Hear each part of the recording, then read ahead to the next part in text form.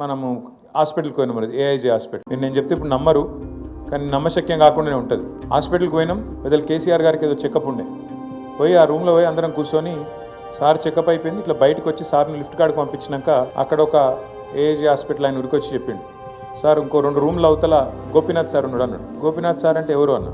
మాగంటి అన్నాడు. అగో మాగంటి గోపీనాథ్ ఇక్కడ ఉండుడేంది, మాకు తెలియకపోయింది అని నేను అన్నాను. లేదు సార్ ఉన్నాడు సార్ అన్నాడు. అంటే నేను వెంటనే పోతే ఆ రూమ్లో పోతే సునీతమ్మ, గోపన్న, పిల్లలు అందరు ఉన్నారు. నేను అడిగితే ఏమన్నా చెప్పకపోతే కనీసం హాస్పిటలైజ్ అయితే కూడా చెప్పవా, మీకు సమస్య వస్తే కూడా చెప్పవా, ఎట్లా అంటే ఇది పెద్ద విషయం కాదు సార్, ఏముందన్నా ఇది ఏం కాదు, మంచిగా అయిపోతా, 4 రోజుల్లో మంచిగా అయిపోతా, నేను అందుకే ఎవరికి చెప్పన్నా అని దబాయించిండు ఉల్టా.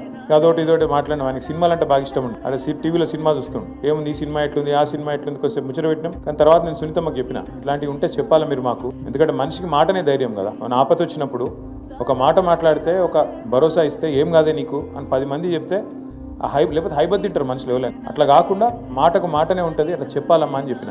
కానీ ఎందుకో కానీ ఎన్నడూ చెప్పకపోయేది. తర్వాత అట్లాగే తన ఆర్థిక పరిస్థితి కూడా ఎన్నడూ మాకు తెలియదు. అందుకే మన అసెంబ్లీలో చెప్పిన, నేను ప్రామిస్ చెప్తున్న పరిశాన్. చనిపోయినాక మొదటిసారి నేను ఇంటికి పోయేవరకు ఆడ పరిస్థితి చూస్తే మాకే అనిపించింది, అరే అన్ననేమో ఎప్పుడు ఏ ఫంక్షన్ వచ్చినా ఆడబిడ్డలకు మంచిగా బతుకమ్మకు చీరలు పెడతాడు, ఎప్పుడు ఏ ప్రోగ్రామ్ పెట్టినా గిఫ్ట్లు ఇస్తాడు, మంచిగా క్రిస్మస్ అయితే పెద్ద ప్రోగ్రామ్ పెట్టిండు ఎస్పీఆర్ హిల్స్లో, పెద్దది పెట్టి బ్రహ్మాండమైన లైట్లు గిట్లు పెట్టి హంగామా చేసి పెద్ద ప్రోగ్రామ్ చేస్తాడు.